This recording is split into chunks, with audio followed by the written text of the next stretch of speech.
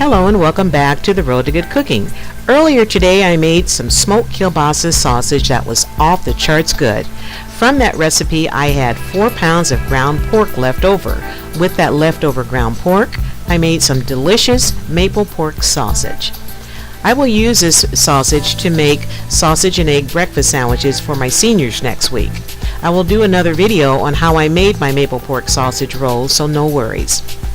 I had 1 pound of ground beef left over also, so I made myself some gourmet cheeseburgers. Today I'm going to show you how I made my stuffed bacon, mushroom, and onions cheeseburgers. Now let's get started. Everyone that knows me also know I love kitchen gadgets. One of my sister friends said when she saw this little kitchen gadget, she immediately thought about me. So she brought me this little burger stuffer and gave it to me. The jewelry is still out on my burger stuffer, so let's not tell her. At first I found it a little hard to handle. After the first 2 burgers, I finally got the hang of it. I really do like the way it makes the burgers nice and uniform though. What do you think? Here are the ingredients I'll be using. I have 6 slices of bacon here, which I'll be dicing up nice and small. I have 1 pound of the ground chuck, and I'm also going to be using 1/2 of a red onion, which I'm going to dice up nice and small. I'll be using some sharp cheddar cheese and some provolone cheese and some baby portobello mushrooms. I fried up all of my bacon until it was nice and crispy. Now I'm scooping it out with a slotted spoon and it will go into a bowl. I will use this delicious bacon fat to saute the rest of my ingredients, and that will add another layer of flavor to my recipe.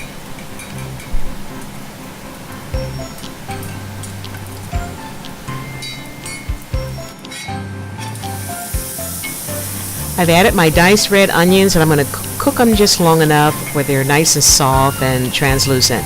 Make sure you scrape up the bottom of the pan. There's bacon bits, which is going to add a whole lot of flavor to these sauteed onions. Now I'm going to scoop them out with a slotted spoon and put them in another bowl so they can cool off. Now I'm going to go on to my mushrooms. And here's the last ingredient that I'm going to saute. Make sure you scrape up all those delicious bits of flavor on the bottom of the pan.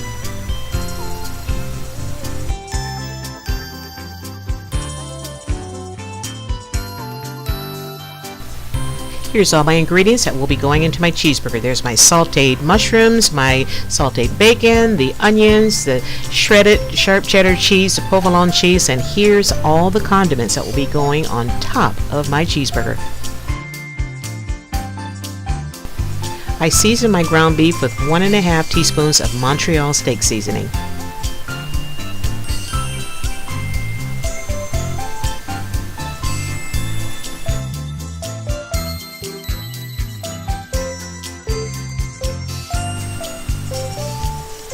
Mix everything up until it's well combined. I portioned out my beef to make 3 burgers for me, or there's enough meat here to make 2 half-pound burgers. Time to stuff some burgers. Now, according to the directions, you're supposed to take a piece of beef just like this and smash it down in there into the bottom, and then the lid comes over the top, and that's supposed to make the well so you can put your stuffing there. Easy enough, right? So that's what I did. First time.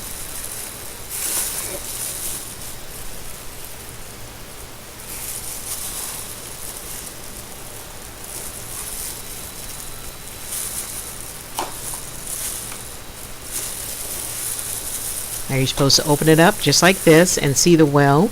It made it nice enough. But I thought, no, I'm going to make it a little bit deeper, so this is where I got in trouble with it, and I pressed down on it way too hard, and you heard it click. Pardon my grunting. Then when I lifted it up, I noticed that the top was not together. I mean, you see right here? I don't think it's supposed to come out like that. But the well looks nice and deep, doesn't it? By the time I finished the first two cheeseburgers, I figured out an easier way to do it. I would take the meat and I smash it out in my hand, then I gently place it in the stuffer. Now what I was finding was that the meat was sticking really bad to the top and the bottom, so I had a hard time getting it out. I speeded up this process, but you'll get the gist of it, so let me know what you think.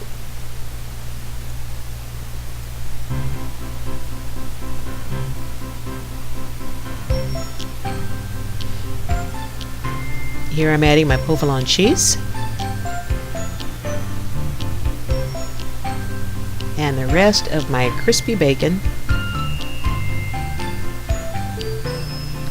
and just about all of the mushrooms. I had about a tablespoon left over and I put it in a small bowl, and I will serve that with my cheeseburger when it's done. And I did the same process for the top layer. I smashed it out in my hand, then I put it on top, and what's supposed to happen is that this top layer goes over the bottom layer and it seals everything together, but I didn't find that happening either. I had to do that after I took the burger off of the stuffer.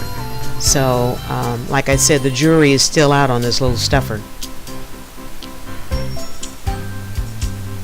And right here is supposed to smash down, and this is where the top and the bottom is supposed to seal together.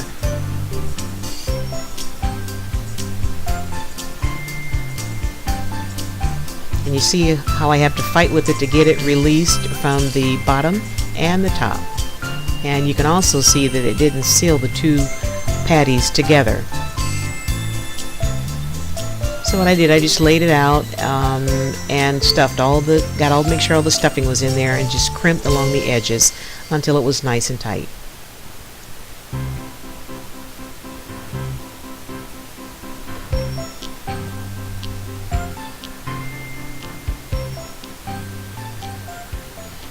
Now this burger I'm going to cook today. The other two I individually wrapped, and I'm going to put them in a vacuum seal bag and put them in the freezer for another day. Now it's time to cook my burger. I'm cooking my cheeseburger outside. It's a really nice day. I like my burgers kind of well done, so I'm going to cook them a couple of minutes on each side. Then it'll be time for dinner. And here's my finished stuffed cheeseburger. Oh my word. I have my green leaf lettuce on the bottom. There's my steak tomato, my red onions, my pickles.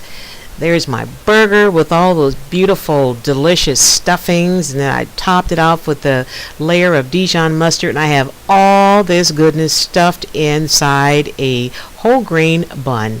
And it is soft and squishy. I can't wait to wrap my lips around this burger here. Whew. Now this was worth fighting with my new little gadget. Are you hungry? If you live closer, I'd share it with you. That is super good. Mercy. Going in for another bite.